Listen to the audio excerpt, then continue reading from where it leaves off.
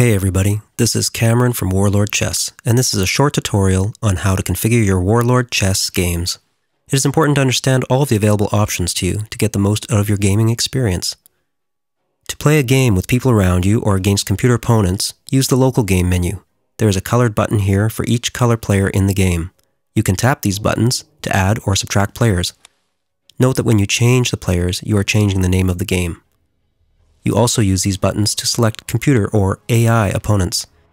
The AI players are labeled easy, normal, and hard. Because the hard AI can take up to several minutes to make its move, you do have to modify the rules to enable unlimited turn lengths. This is done by tapping on the rules button, which brings up the rules pane.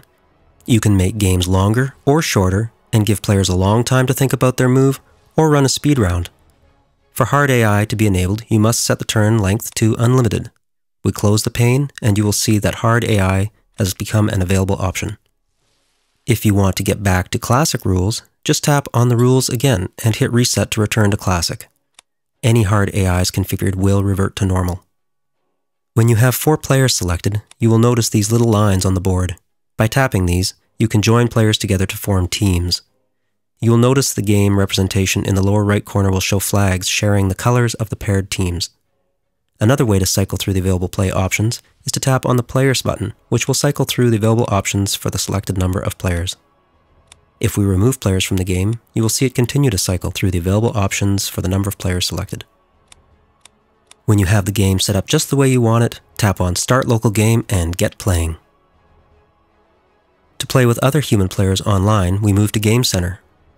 Online games are always configured as 4-player classic rules games. When you launch the app, if you are already set up in Game Center, you will be automatically authenticated. If you are not logged into Game Center, you can click on Authenticate to bring up the login pane. Once you are logged in, you can tap on leaderboards to see your rankings in a variety of metrics, from games played and completed, to checkmates, points captured, victory points awarded, and number of times completing a game in the 4 different ranking positions. There are 2 ways to start an online game. If you have friends that you would like to play with, you can tap Start Online Game. This brings up the Game Center invitation pane. You can tap on the Invite Friend button to invite friends to play. If you don't have enough people to fill all 4 positions, you can always let AutoMatch fill the remaining spots. Once your invited friends have responded and agreed, you can hit Play Now to fill the remaining spots if necessary and start the game. If you just want to get playing, you can tap Join Online Game, which will go out and grab 3 other players and start as soon as a foursome is put together. In the lower left are other game functions. First is Load Game, which brings up a list of your saved games.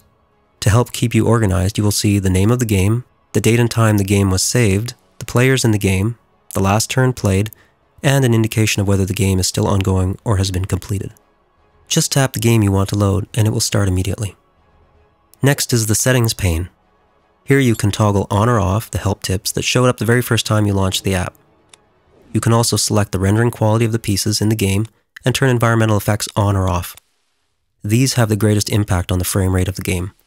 On the original iPad, anything above low quality and environmental effects off will start to degrade the frame rate of the game. With iPad 2, you will not see any frame rate degradation with medium quality and environmental effects on. With quality set to high, you may start to see a little drop in frame rate, and at Ultra the pieces may look great, but the game will start to get slightly jerky, though still very playable. You can decide what works best for you.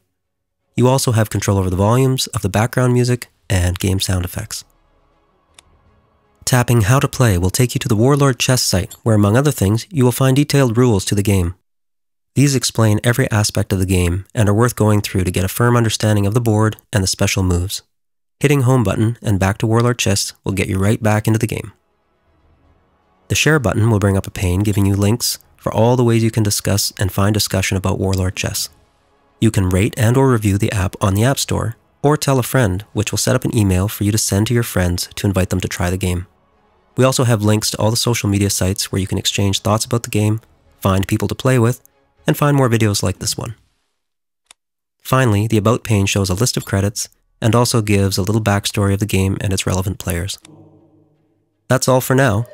You are fully versed in the configuration of Warlord Chess. Look for further videos on gameplay interface and playing Warlord Chess. Thanks for watching and have fun!